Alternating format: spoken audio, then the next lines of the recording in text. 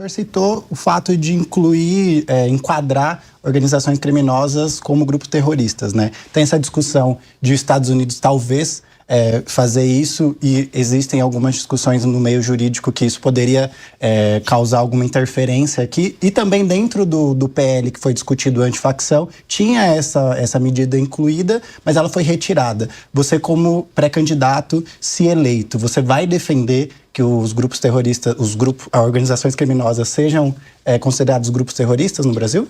Olha, eu defendo, assim, se ele vai ser qualificado como terrorista ou não, isso é mais um enquadramento marqueteiro. Para mim, eles têm que ser enquadrados como o inimigo. E o que é o inimigo? São figuras que fazem parte de gangues ou organizações que negam o Estado Democrático de Direito do Brasil, que fazem ocupação territorial, que cometem recorrentes violações aos direitos humanos. Essas organizações que se parecem muito com organizações terroristas, elas têm que ter esse reconhecimento especial por parte do Estado brasileiro, porque o Estado brasileiro tem que enfrentar elas de uma maneira diferente. Eu não posso chegar para o cara que é o ladrão de galinha e dar a ele o mesmo tipo de tratamento que eu vou dar para um membro que está com um fuzil do Comando Vermelho ocupando uma favela.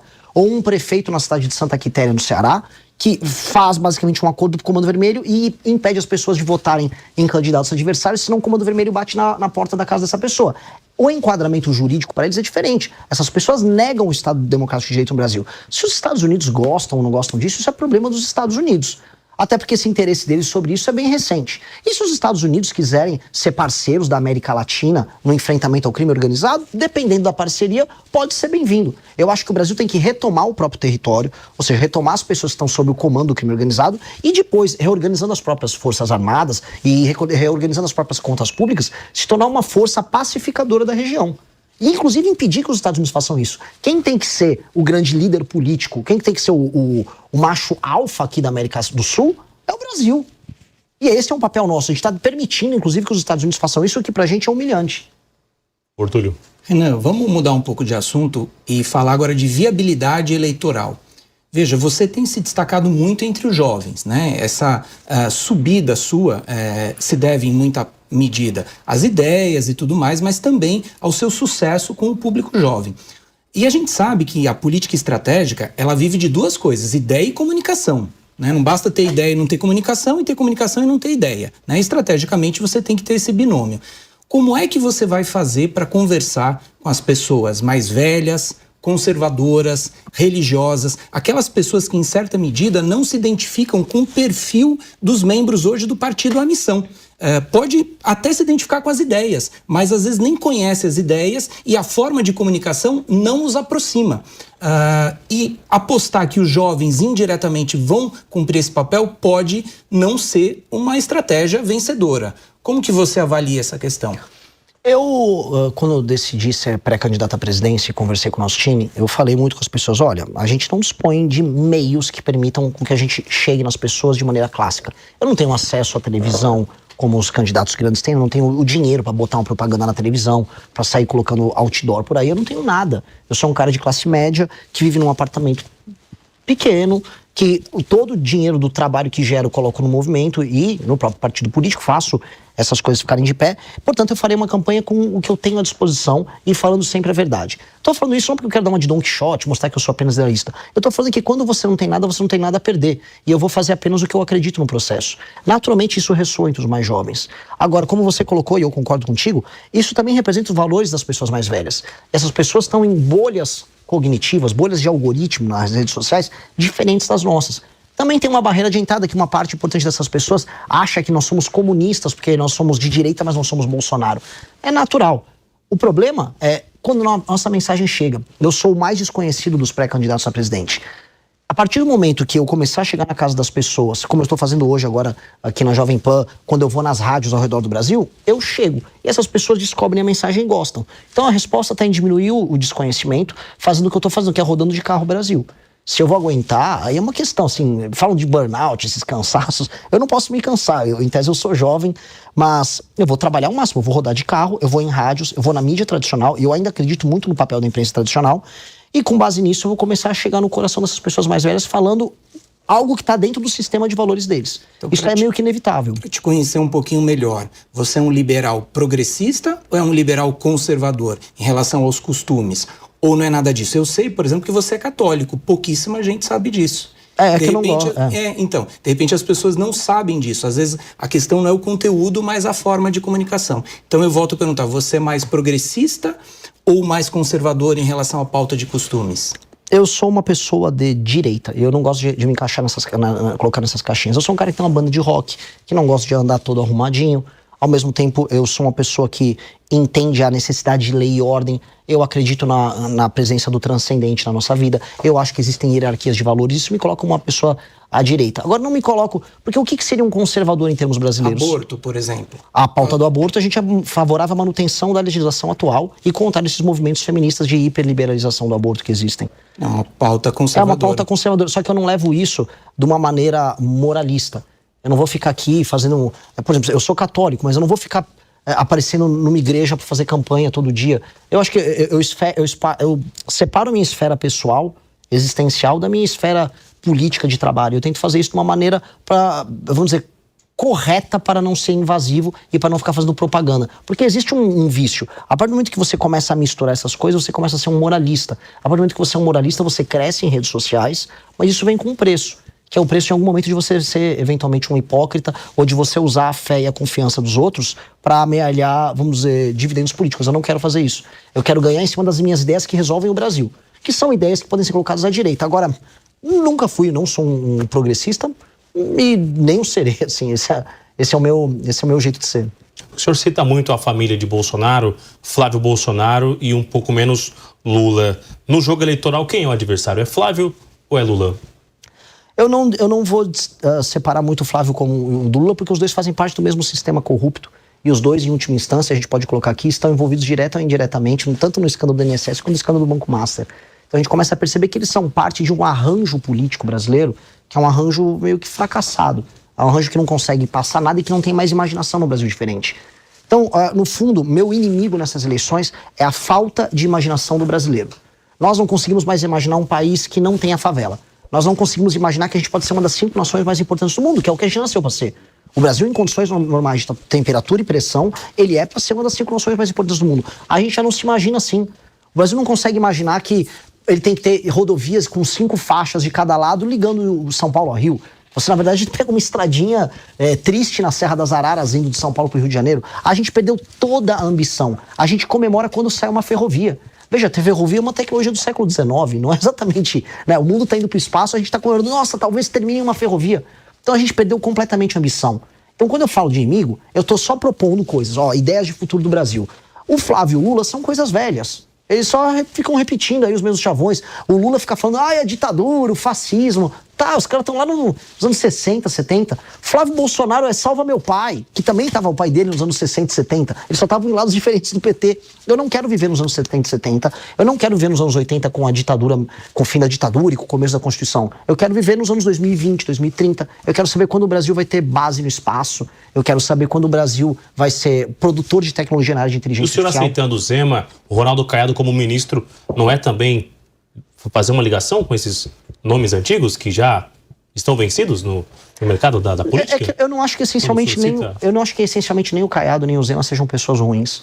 Eu acho que eles só tomam decisões políticas idiotas em não se desvincular do bolsonarismo. Quando, eu vejo em 2019, 2020, quando começou a aparecer para todo mundo as falhas do governo Bolsonaro, o MBL, que era o grupo político que eu fundei, começou a denunciar. E eu imaginava que o Partido Novo ia fazer o mesmo. Eu imaginava que o Caiado, que esteve nas ruas comigo pelo impeachment da Dilma, ia fazer o mesmo. Aí quando eu vi, eles ficaram com medo, porque a força dos Bolsonaro nas redes sociais e eleitoral dava medo. Aí quando eu vi o partido deles, o projeto deles, ficou meio que condicionado às vontades do bolsonarismo.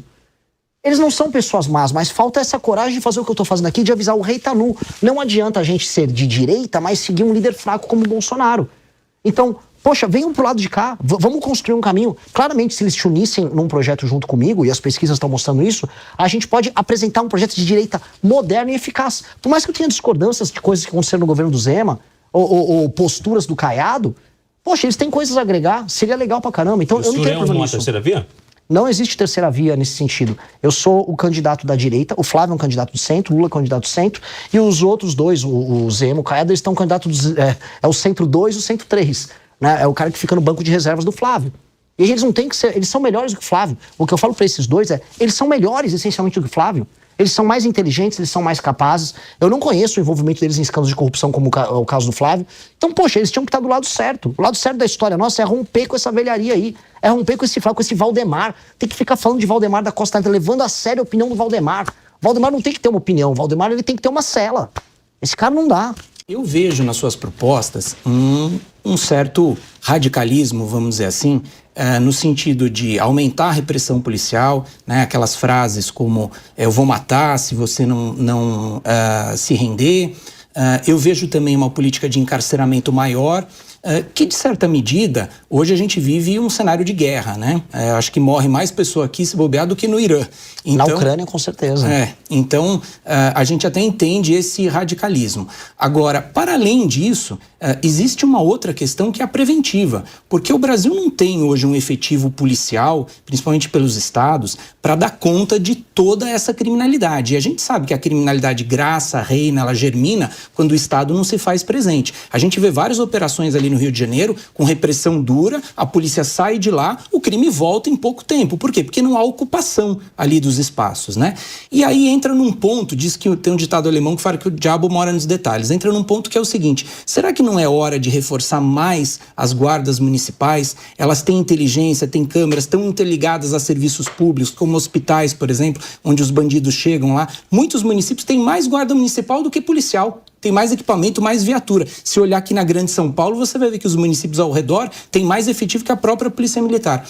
Então, para além das suas ideias que a gente conhece, eu quero que você fale um pouco sobre a municipalização ou não da segurança pública, se você concorda ou não com esse ponto. Primeiro eu vou chegar na premissa. Eu não acho que o meu discurso seja radical. Eu estou falando de implementar na parte, vamos dizer, de penas, né, em termos de direito penal, e também na lei de execução penal, coisas que países calmos e tranquilos de primeiro mundo fazem. E também vou concordar com você que é uma guerra, e nessa guerra a gente está perdendo.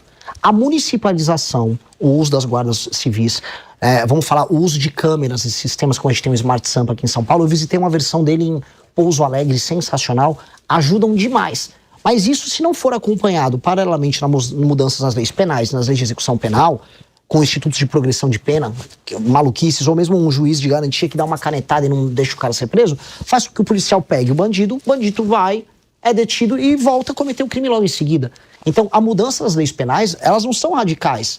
Elas são apenas a constatação de uma realidade, que hoje, mesmo quando a gente tem a tecnologia, a gente não tem um sistema de incentivo bacana que faça o bandido ter medo de ser preso. O bandido hoje, ele sequer tem medo de ser pego, quanto mais de ficar muito tempo na cadeia. E quando chega na cadeia, ele ainda tem uma espécie de um seguro de vida, que é o seguro de ser um faccionado, em que ele está protegido lá dentro.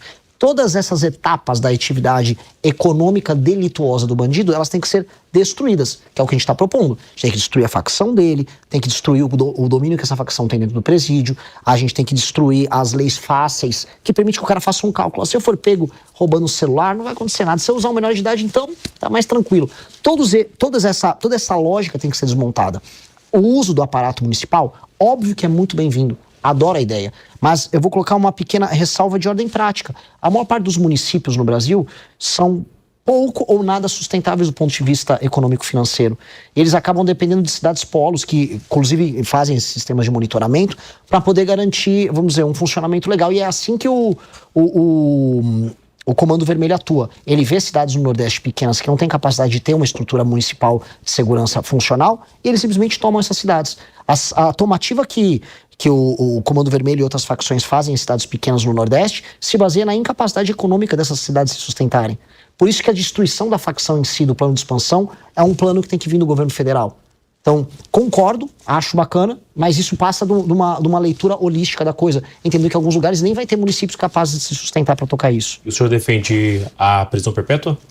Defendo a prisão perpétua. Eu defendo que a gente deva abrir discussão para pessoas que cometem crimes hediondos até da pena de morte no Brasil, mesmo sendo cláusula pétrea. Entendo que eu não terei força, até aquelas batalhas que você sabe que você pode ganhar. Não acho que eu terei força até o final do meu primeiro mandato de alterar a Constituição de maneira tão profunda. Mas discussão sobre aumentos muito relevantes de pena tem que ser feita. Porque hoje um bandido se sente muito seguro em cometer os crimes que ele comete. De forma geral, ou para algum líder de facção, líder de algum segmento, ou para todos que cometerem esses crimes Um dentro da... faccionado, um líder de uma facção, na minha visão, ele tem que ter prisão perpétua e nunca mais sair, porque ele é um perigo para a sociedade. Existe um perigo, claro, só da existência dele, do convívio social dele. Dito isso, um líder de uma facção criminosa no Brasil, ele é responsável de maneira extensiva por todos os crimes que são cometidos pela sua facção. Portanto, esse cara, na ficha dele, o que direto ou indiretamente não passou de pedidos de assassinato, assaltos a uma armada, roubos, estupros, ocupações territoriais. Então essa pessoa não pode ser reintegrada à sociedade, nem haver qualquer discussão sobre tentativa de recuperação. Esse cara é um inimigo do Estado brasileiro. A destituição dele, ela tem que ser celebrada. Então, as leis têm que refletir esse ânimo da população brasileira em vencer uma guerra contra esse cara. Tudo quer complementar? Só um complemento rápido. Eu, como o Acácio, sabemos que esse tipo de proposta, quando mexe em cláusula pétrea, não pode ser feito nem por emenda constitucional. Sim. Eu não estou dizendo que eu sou contra ou a favor da pena de morte, mas eu digo que para isso é preciso refundar, é preciso de uma nova Constituição, é preciso de um processo revolucionário mais profundo para implementar essas ideias. Você está disposto a levar adiante uma ideia dessa envergadura, de reformular por inteiro, de nós temos uma nova Constituição, porque muito das suas ideias vai passar inevitavelmente por isso. As ideias todas que eu trouxe aqui, tirando a parte da pena de morte, essa discussão que é importante, todas elas podem ser alteradas por PEC ou projeto de lei normal. Essa passa por uma reformulação da Constituição, se tem um processo originário ali de uma Constituição nova. E eu acho que o Brasil vai precisar ter uma discussão sobre a nova Constituição em algum momento, porque a Constituição atual, ela é impeditiva, ela é um impedimento para o crescimento do Brasil. É uma Constituição que foi construída num contexto diferente, que via um tipo de Brasil adaptado a um mundo diferente. Aquele mundo ao qual a Constituição foi construída caiu, ele não existe mais. O Brasil se tornou caro antes de ficar rico. E aí, hoje a gente não consegue encarar problemas óbvios. Por exemplo, para fazer qualquer reforma econômica no Brasil, você tem que ter uma PEC, uma alteração na Constituição. Qualquer tema é constitucionalizado. E aí você tem como consequência disso um STF hiperpoderoso, porque se tudo é matéria constitucional e o Tribunal Constitucional é STF, o STF manda em tudo. E aí é verdade. Então a gente vai precisar ter essa discussão. Falando em viabilidade, em execução do meu governo, eu não creio que eu vou conseguir fazer isso no primeiro mandato. Até porque eu tenho outras reformas como a administrativa que a gente falou aqui, que serão prioridade, que elas vão mudar a lógica de funcionamento do Estado brasileiro, que é muito importante. Dito isso, um segundo mandato do Partido Missão, com certeza trataria essa discussão. Tem que botar essa discussão na mesa. A Constituição nossa hoje é um impeditivo para o nosso crescimento. Gostou do vídeo? Então se inscreva no canal e deixe seu like para nos ajudar a trazer mais conteúdo como esse para você.